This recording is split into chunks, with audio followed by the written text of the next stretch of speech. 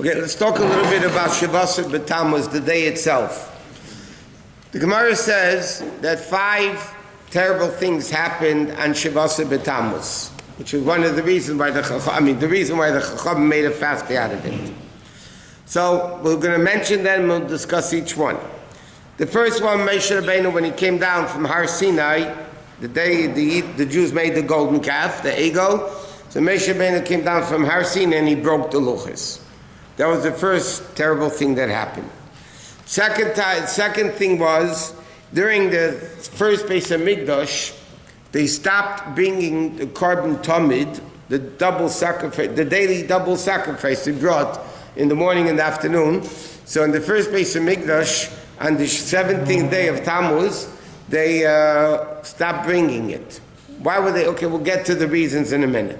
The third thing was that in the second Bais Din, just saying what it says simply and then we'll discuss. During the time of the second Bais Din, they broke through the wall of Yerushalayim on the 17th of Tammuz, and 3 weeks later, on Tisha B'Av, they destroyed the Bais Din.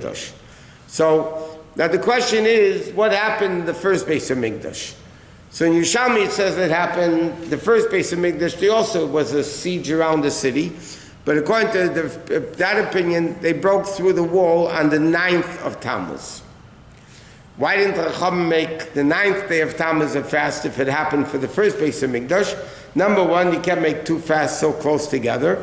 And secondly, the second Bais Din for us is a bigger tragedy because it's the second one. In fact, there's an interesting machlekes, we learned it many times, between the Rambam and Meiri, if they fasted on Tisha B'Av during the second Bais Din. Tisha B'Av, the first Bais Din was destroyed, and the second Bais Din was destroyed. So now when they built the second Bais Din, did they fast on Tisha B'Av or not? So there's the machlekes, Rambam and Meiri, and the Rambam is in Pirush Mishnayos, whether they actually fasted or not in the second Bais Din and Tisha B'Av. But coming back to this, according to one opinion, because the pasuk says that they broke through the wall on the 9th of Tammuz. But there are poskim that write it was a mistake because they were so tumult, so mixed up from the destruction, but it really also happened on the 17th. But officially, the first Bais Din, they broke through the wall on the 9th of Tammuz, second Bais Din on the 17th of Tammuz. Isn't the 9th more important as well? What? 9th of Tammuz was more important? No, but second was more important. So what happened like this? So they used to bring the korban tamid. So how did they do it when there were sieges around the wall, around the city? The Gemara says they would lower a basket with money. It's a lot of money because the Romans wanted a lot of money. And then they brought up a basket, put an animal in the basket, and then they picked up the basket, so they had the korban, they paid money for it. One time they were told that as long as the Jews bring korbanos, you're not going to be able to destroy them. So the Gemara says one time, the Jewish advisors, by the way, advised the Goyim, that instead of putting up the sheep, they put up a chazer. And then halfway up, the whole commotion was screamed, it was a whole terrible thing. So then they stopped bringing the korban tamid because they couldn't get any more sheep. That also happened Shiva Tammuz. Another thing that happened on Shiva Tammuz was Apus, his name was. He burnt the Sefer Torah. We'll get into the details exactly when. And the last thing was they put an idol in the heichal of the Bais Din. Many poskim write that the same guy that burnt the Sefer Torah, Pustamus, was the guy that put the thelem, the idol, in the Bais Din. Okay. What? When did that happen? Before the first Bais Din? What? The burning of the Torah was in the second. Huh?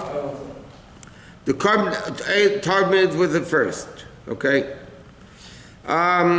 Okay. Now, what happened as far as the actual cases? Okay. So the fact that they broke the luchos, we know what happened. Now we said about the daily korbanos in the first Bais Din. Again, they used to lower money, and then they brought it up, and then that whole thing happened. Now, the walls were breached. Okay, the walls of Yerushalayim were breached. So they broke through the walls, and that started the whole destruction of the Bais Din. Second one. According to certain opinions, the first one also. But again, with the 3 weeks from Shiva Tammuz until Tisha B'Av is the second Bais Din. Officially, it's the second Bais Din.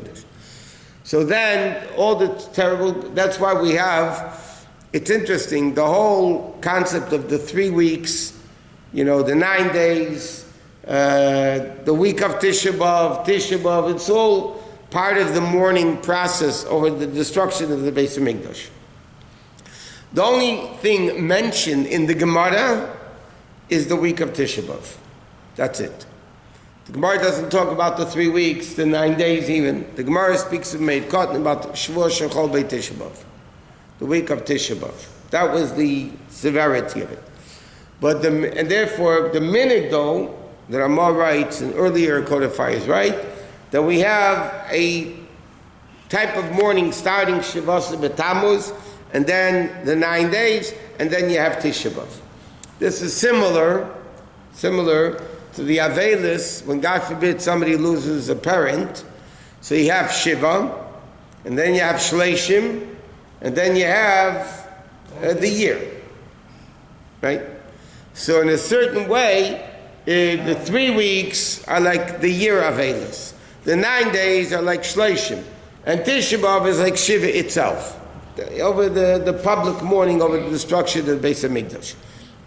So what happened was, Bechlal, this story about the Pustim was burning the Sefer Torah is not mentioned. The Poskim don't even talk about it too much. But he says in Yerushalmi, he brings down that where did he burn the Sefer Torah? He burned it where? So one of Rav Acha says, this is what Yerushalmi says. He burnt it on the roadways of Lud. On the way to Lud. The Chachamim say on the roadways of Tarusa. Okay? Now, the later sages, but it doesn't even say when, what year, which place, it doesn't say which one. But the later scholars imagine that it was the time of the Romans, some 16 years before the rebellion against the Romans. Okay, so that's when they burnt the Sefer Torah. And after that story of him burning the Sefer Torah, 10,000 Jews were killed. So it wasn't Stam burning a Sefer Torah, because a lot of times in history, Sefer Torahs were burnt by the Goyim. But it's the seriousness of it was 10,000 people were killed because of it. And the last thing was that an idol was placed in the Heichal, and he brings down somehow that the same guy, Pustimus, was the one that actually burnt the Sefer Torah and put the idol, to tell him in the Heichal. Was it Roman? It was at the time of the Romans. Yeah. It was a Jew, right? No. No, he wasn't. Nope. Was it a soldier? Huh? Was it A Roman general, whatever he was. It was a guy by the Romans. He burned the Sefer Torah, and that started a lot of problems for the Jewish people. Just like Tzim Gedalia, they killed Gedalia ben Achikam, and because of that, a lot of Golus and Soda started for the Jewish people. But the difference between, let's say, the fast of Shiva Tammuz and Tisha B'Av versus the fast of Tzim Gedalia, Soda B'Tev, Tainus Esther, those types of fasts, these have to do with the destruction of the Beis Hamikdash. So Soda B'Tevis, Shiva Tammuz, Tisha B'Av, those fasts have to mamish to do with the concept of destruction of the Beis Hamikdash. Therefore, they're stricter fasts, by the way, in halacha than the other fasts, because this has to do with the destruction of the Beis Hamikdash. It's automatically much stricter and serious and so on, to the extent that the Rebbe always used to quote this. The Vaad Rabbonim writes that if, according to our calendar, Asara B'Tevis, which is the beginning, they started the siege. That was the beginning of the whole problem. So it says in the Vaad Rabbonim that Well, he says, but generally speaking, according to our calendar, Asar B'Tevis can never fall out on Shabbos. Falls out on Friday. Recently we had it on Friday. Asar B'Tevis fell out on Friday. But according to our calendar, Asar B'Tevis can never be on Shabbos. So that's not a real question. But the Vaad Rabbonim asks a theoretical question. When in the time of the Bais Din, when they would, do it based on the testimony of the witnesses. So the Vaad Rabbonim brings down an opinion that holds if Asar B'Tevis would be on Shabbos, you would fast, even on Shabbos. Tisha B'Av, you don't even fast on Shabbos; it's pushed off to Sunday. But Asar B'Tevis, the Vaad Rabbonim brings down an opinion that we'd even fast on Shabbos. Why? But they learn now from Pasuk by the Asar B'Tevis the Torah uses the word Ba'etzem Hayom Hazeh in the middle of the day. But the reason he explains is because that's the beginning of the Churban. The beginning of the Churban was when they made the siege around the city for 3 years. That started on Asar B'Tevis. So in that respect, Asar B'Tevis is stricter. Shiva B'Tammuz Bais Din, according to, there are opinions, it's questionable if the halachos like them, but there are opinions that say Shiva B'Tammuz itself, you should be like the 9 days. In other words, not showering that day is not an issue on Shiva B'Tammuz. But there are opinions in halacha that want to say you shouldn't go recreational swimming on Shiva B'Tammuz. You shouldn't, just things like that, because Shiva B'Tammuz is the serious, that's when the actual Churban began, when they broke through the wall of Yerushalayim. That's when they started killing and... What? I'm telling you that they bring down that they don't paskin like that, but there are opinions in halacha that say you should be careful not to do it. Eating meat? Today you can't eat meat anyway. You're fasting. Tonight you're allowed to eat meat. The only night that you can't eat after a fast is Tisha B'Av, and that's only, by the way, if it falls out on Sunday. In other words, if Tisha B'Av falls out on Shabbos, so it's pushed off to Sunday. Right? So really, Sunday night is not even the 9 days anymore. It's past Modeh. But halacha says you still don't eat meat, Mitzvah Tisha B'Av, because it was the fast day of the Churban. But tonight you can have meat. Any of those other times you're allowed to have meat. Does it ever fall on Friday? What? Shabbat? No. Tisha B'Av can fall out on Shabbos, can fall out on Sunday, but it can't fall out on those days of the week. Okay, so let's discuss. We have a few minutes left. Oh, okay.